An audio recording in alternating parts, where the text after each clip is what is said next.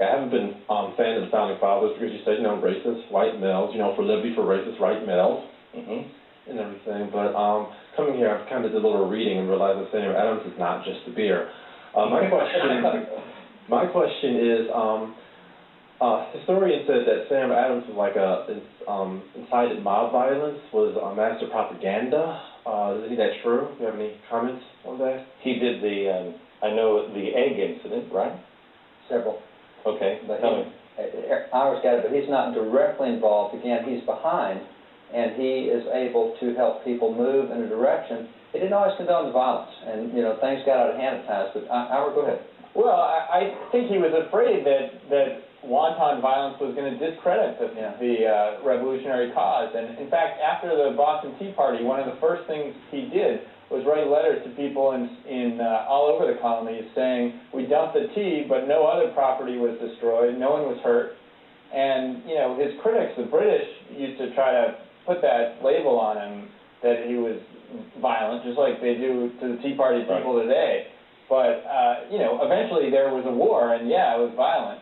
But until then, he was pretty careful. Propaganda. One thing that I think is really key is after that incident where you had people killed at the Boston Massacre, they made sure that was not a show trial. They took John Adams, Josiah Quincy, and that's the best attorneys available to defend the British. They took Robert Treat Paine, signer of the Declaration, prosecution for the state, put the best guys out there, and John Adams got the British essentially off for the shootings, except a couple of them got branded on the hand. But, I mean, this was no kind of show trial, and Sam wanted to make sure justice was done. Right. So he's behind a lot of stuff, but not like Tell me a little bit about, because I can't wait to do the show on African Americans in the Revolutionary War, because they're amazing. They're heroes. They are.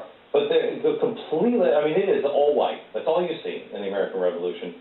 Tell me about Sam Adams and where he stood on slavery. I know he was an abolitionist, but is there any story that you can tell or anything that... One of the things that shows where he was is that people back then, if they wanted to give you a gift, they'd give you expensive gifts. Well, one of the gifts you might get was a slave. Someone might say, oh, here's some of my property. And Sam Adams given slaves instantly freed on the spot. And actually, the lady who was given to him stayed and loved him and served him. When he said, well, we officially need to give him manumission papers, she said, don't you trifle with me. I've been part of this family for too long. And so there was such a love and equality and an attachment there with Adams' relations. But what's significant is there never was a time in Massachusetts history when blacks could not vote. You also find throughout the Revolution that's where many of the black patriots came from. So many of the black founding fathers that don't get talked about today were out of Massachusetts. And one of the best examples of how America is so different from what we hear is the Dred Scott decision. Because the dissent in that decision, they said, now, the court has just said that blacks are property. The dissent written by Curtis over here said, this is nonsense. Look what blacks did in the founding. Look what blacks did in Massachusetts. Look at blacks elected to office, 1768 New Hampshire. That dissent in Dred Scott. Say it again. Blacks elected to office in New Hampshire in 1768. And patriots.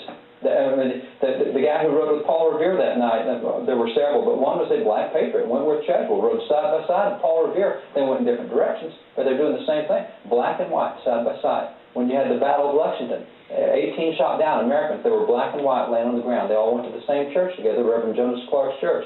You get to the Battle of Bunker Hill, over on the right side of the screen, the two heroes, Thomas Grosvenor and Peter Salem, black and white, fighting side by side. Salem got 14 commendations for what he did that down Bunker Hill. Never hear that kind of stuff. But that was Massachusetts. That's Sam Adams and John Adams and those Massachusetts guys.